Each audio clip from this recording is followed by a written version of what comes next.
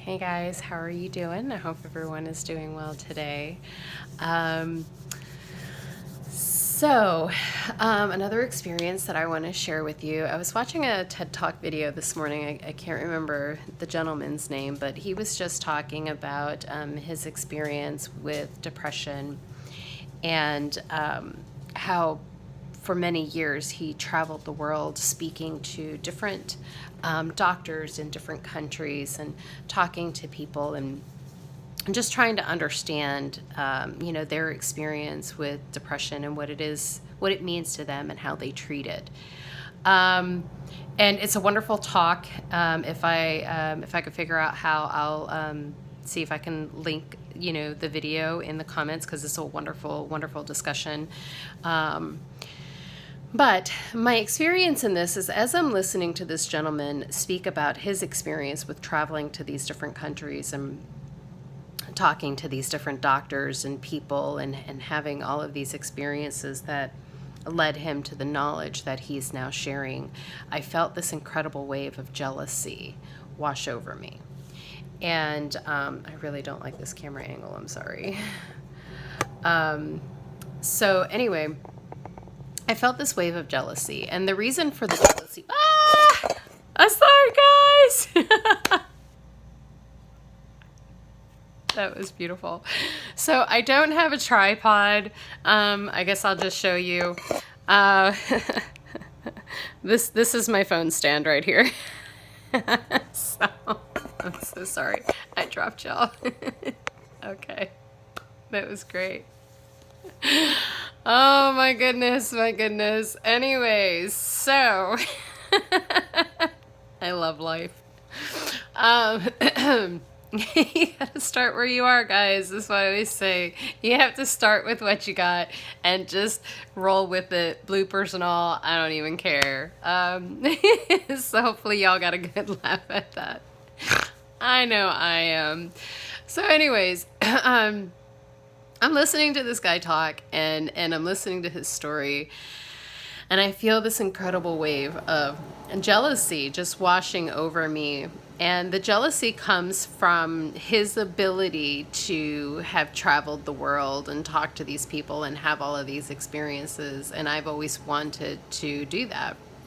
And I understand that the experience that I've had up to this point in my life doesn't support that dream. And I must continue working and doing what I need to do in order to have that experience at some point in this life. And I found myself complaining in my mind, why, this is what I've always wanted to do. And, why can't I do that? And, like for a moment, I wasn't even listening to his talk anymore because I was too busy whining in my head about what I didn't have yet. What I didn't have yet. Because the thing of it is that if you ask for something, it is going to come. And perhaps this moment in listening to this talk could be highlighting a couple of different things for me. Perhaps the universe is asking me for clarification. Hey, in your travels, is this what you want to experience? Perhaps he's opening up a level of perception that I hadn't considered for a reason for my travel. And in all honesty, that in itself is an answered prayer because I've actually been asking, what other reason could I be doing this for except other than to satisfy the self? Because I don't want to do anything that is just for the satisfaction of self. I want to be a productive member of society. I want to help other people. How can I incorporate that in these travels so that my travels, when I get to them, aren't in vain? And perhaps being able to hear this gentleman's story of what he used his ability to travel for, perhaps that's saying, hey, is this maybe what you want to do with your travels? Or it could be that it's an answer to a different prayer where I was seeking knowledge on how to help myself and others through their depression because I don't have a degree. And at this point in my life, I don't know that I'll get one because it's not something I really want to do. I mean, idealistically, perhaps, but it's not really something for me. I just don't see myself spending 6-8 years in college. At 41 years old, it's just highly unappealing. It was unappealing at 20. But that doesn't mean that I can't help people. That just means I can't prescribe medication and act like a doctor. But I can act like somebody with experience that I have. And I can act like someone who has knowledge, which I have. And I can act like someone who has absorbed the knowledge that someone else provides and assimilated that into my being and share that with other people, and that may help people. And I can do that. And so perhaps this experience of listening to this gentleman's talk was just providing me with knowledge that I was already seeking. And though he had the privilege of being able to travel the world to receive it, I haven't been able to do that. And still the knowledge of that experience found its way to me. And so the idea of being jealous over his experience is silly. Why be jealous of the moment and the thing that you don't have while not appreciating all of the beauty and knowledge that was actually coming to me?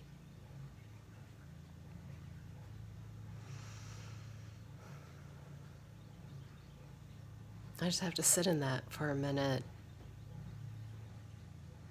Think about it. How many times has your prayers been answered?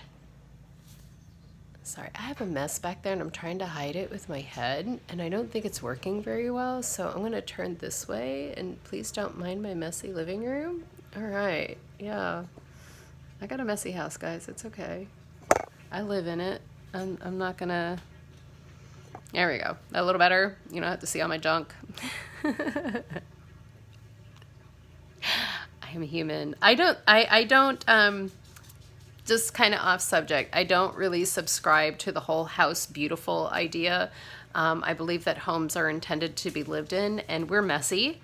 So whatever, if somebody doesn't like it, hey, you're welcome to come help me organize and clean if it bothers you that much. If not, I am not interested in your feedback about what my house looks like.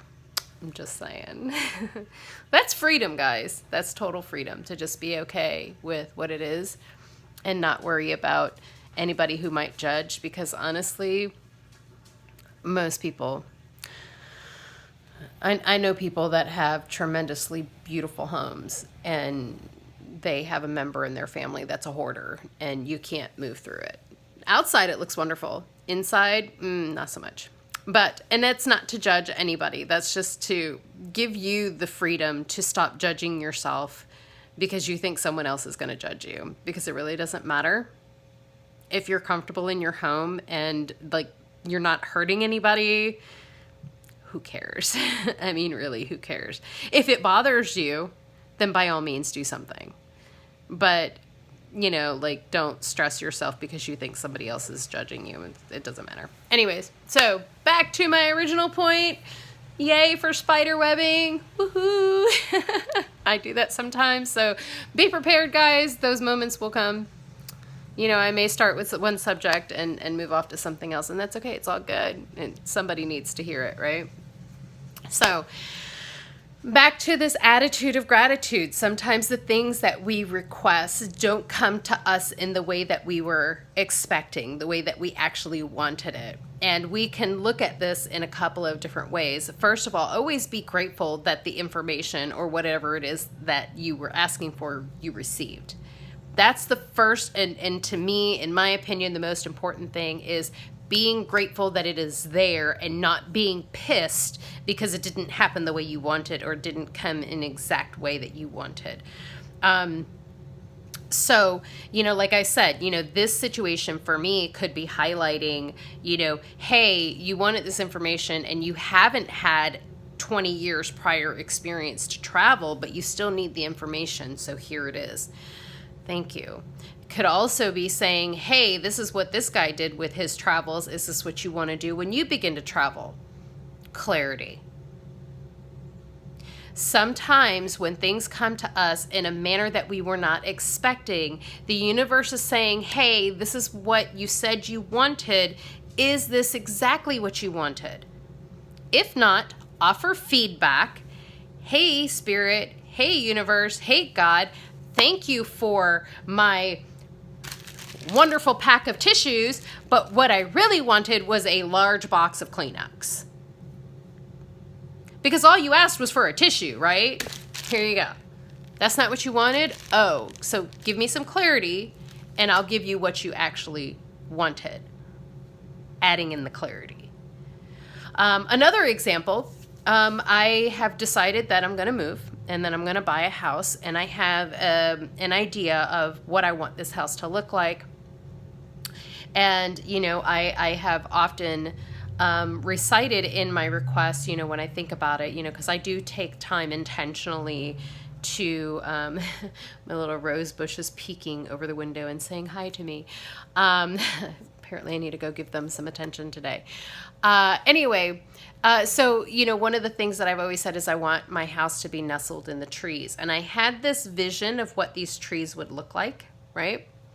And so I came across this house that is very, very close to what I was seeking, like all the way down to, you know, running water, like living water, you know, within like a mile and a half that, you know, that I could get to. But there were some things in there that weren't quite right. For instance, the trees that I was envisioning, when I actually saw the tops of those trees to see what they were, I was like, okay, so no, I don't actually want those type of trees, because what I was envisioning without realizing was a pine tree.